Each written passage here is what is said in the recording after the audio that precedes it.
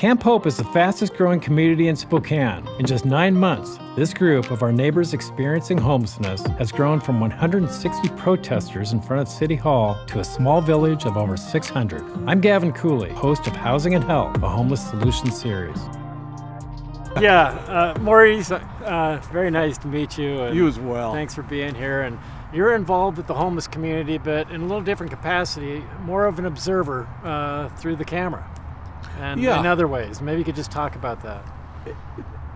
It's a strange position to be in, but it has a history.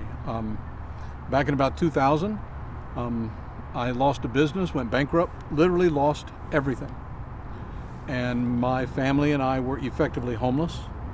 My wife and I had to, our house was foreclosed on. My daughter had to move in with her grandparents in the Shadle district so she could finish high school. And my wife and I went out to a little Christian guest ranch outside of Deer Park as guests.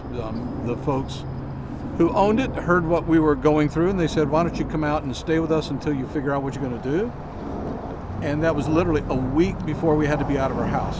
So 1 week before we had to be out of our home, we did not know where we were going. Wow. And it was because of friends and family that we didn't end up sleeping in our car. And so we were one phone call away from this. One phone call, 1 week. And that was a life-changing experience. I went to work with a group, I volunteered. I'm a seminary-trained pastor, and for the past 20 years, I've been basically a street pastor. I have counseled, baptized, married, buried the homeless. That's what I've done for the past 20 years. 15 years ago, I founded a group called Feed Spokane. I was one of the co-founders, and I was doing street outreach in the West Central neighborhood. We needed more food to feed people. We had hungry people showing up. And I went to a meeting sponsored by SNAP about where to find more food. I made some comments, and after the meeting, someone came up to me and said, how'd you like to be on our leadership team? I said, great, what am I leading? But it was how to find more food. And so at the same time, I got involved with Truth Ministries, Men's Shelter, and wound up being on their board. One thing led to another, and that got me involved in the Spokane Homeless Coalition, which then was a very small group of maybe 100 people. Today it's 1,500 service providers from all over Spokane. Wow. I served on their leadership team for several years. And in the middle of that, I also serve on a group called the Spokane Homeless Connect on the planning committee. And 3 years ago, I had this crazy idea. I said to the group, I think I want to make a documentary about the Homeless Connect, which was 2019. And I went home, sat down and go, what did I just do? I was not a documentary filmmaker. I didn't know one end of one of these cameras from the other end. And so I called up a friend of mine who'd been doing it for 40 years. So you saw the need for communication. It wasn't because you were a photographer, this was your background. No, I go, we got to tell better stories. Yeah. We're not telling the stories of real people who are struggling through homelessness. And the Homeless Connect, everything shows up there. And so we were filming people bringing their dogs to see vets, people getting haircuts, the homeless getting a free meal. We filmed all of that. And I'm going, this is what I've been called to do. And so I've spent the past 3 years learning how to do it. I look at some of your equipment and I go, that's nice equipment. I wonder what that does. I'm an amateur among professionals, but I understand the population, and I've learned to love these people. I was filming a piece called, our latest documentary called Night of the Unsheltered Homeless.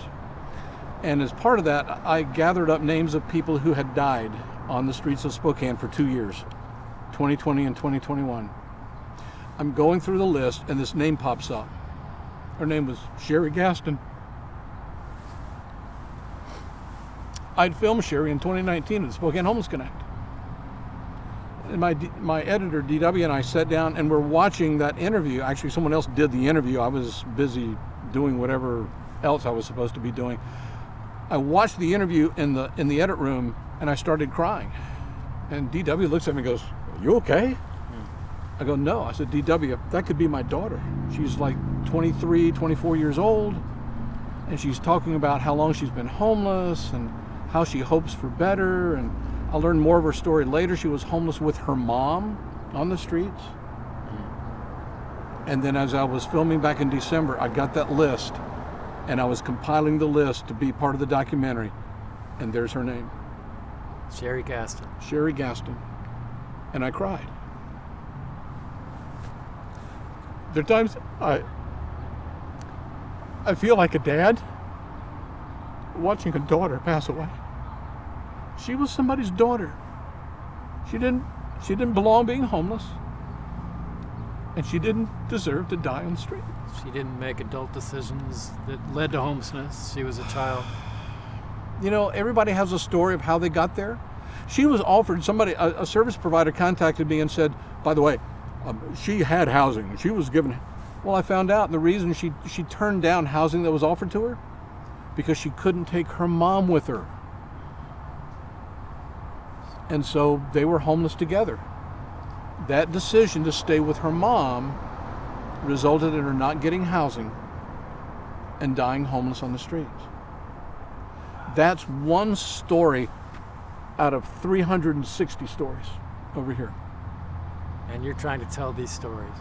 Our homeless unsheltered count for 2020, which was the last full point in time count, was 541 unsheltered folks on the street. For 2022, I've gotten the raw numbers.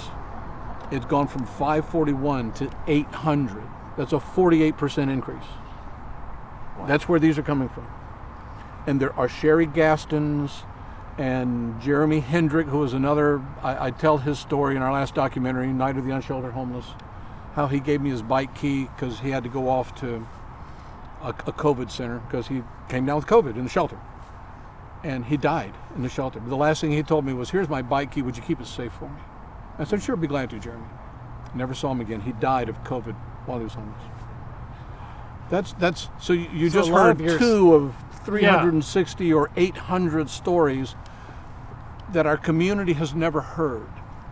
And so my role as a documentary filmmaker now is to use what amateur skills I have to try and film their stories and this huge debate that our city is having about how do we serve these people? Do we put them all in a big warehouse?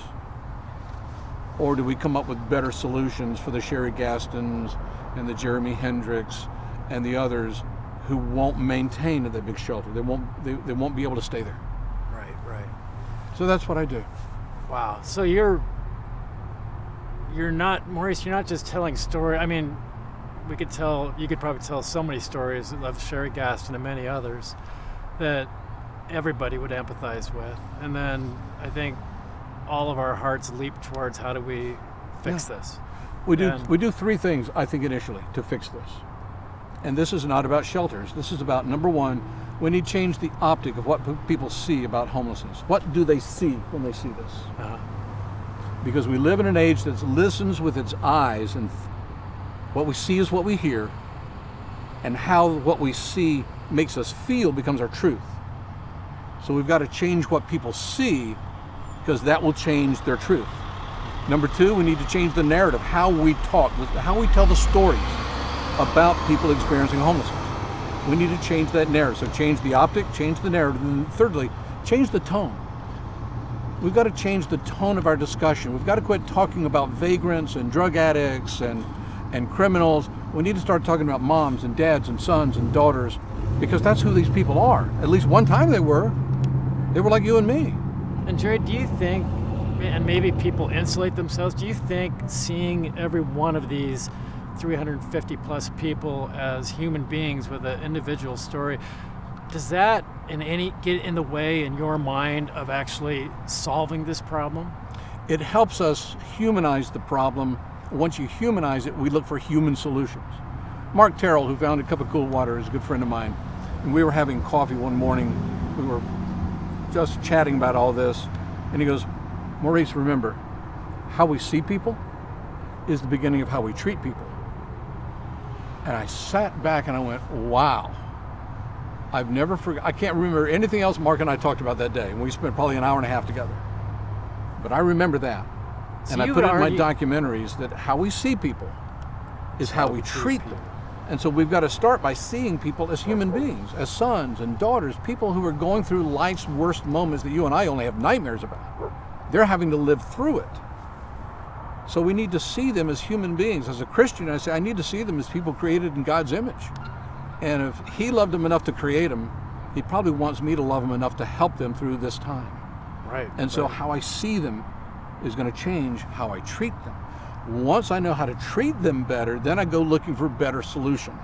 So you don't see, I think maybe some people who are just fed up with the situation and might view certain groups as approaching homelessness with a group hug and feeling like they're not doing anything about it. But you don't see any, in fact, if there was somebody, say a small business owner or a large business owner or just an average citizen that wants this fixed now, you would still argue that the foundation for moving ahead effectively and really fixing this problem is starting with that sense of the humanness of each of these people, Yeah. the empathy, the understanding, the real story. That's where you start, and then how to deal with the situation would flow from that. I just sent out an email to the Spokane Homeless Coalition, and I said, we created NIMBYism, not in my backyard. When we created that, our leaders, our business leaders, our political leaders, maybe even some of our spiritual leaders created NIMBYism by the way we have vilified the homeless for the past 20 years. They're vagrants, they're criminals, they're drug addicts, they're this, they're this. I'm going, that's the root of NIMBYism right there. We created it, and then we turn around and complain about it. We say, well, can't open any shelters because nobody wants it in their backyard. You created that problem by the way you have vilified the homeless for 20 years. Now you're reaping the results of these words that you spoke and the tone and the way you describe these people. Nobody wants those kind of people in their backyard. But if I told you that's somebody's son or daughter, or like when we were at the City Church Warming Center and I met Amanda. Amanda came out of a homeless camp. She came to the shelter. She came out of domestic abuse and drugs.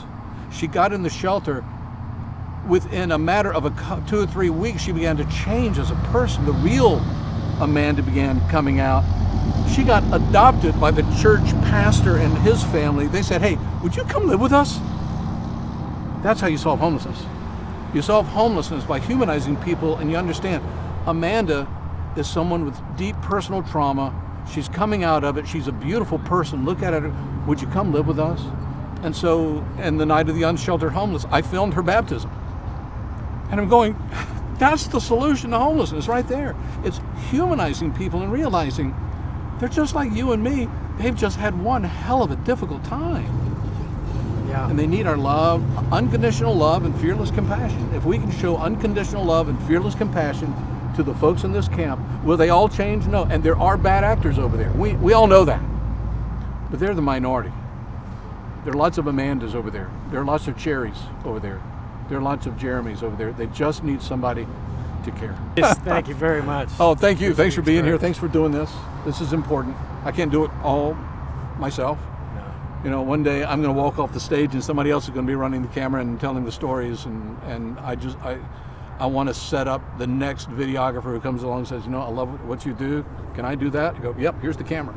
Yeah. I'll stand back here and watch. You go do it. And so that's what I hope will happen. Well, I started all wrong. You're far beyond an observer. I told somebody I lost my objectivity a long time ago. Yeah, I'm all in. You're all in. I'm all in. Wow, what a So, great story. Well, thanks, guys.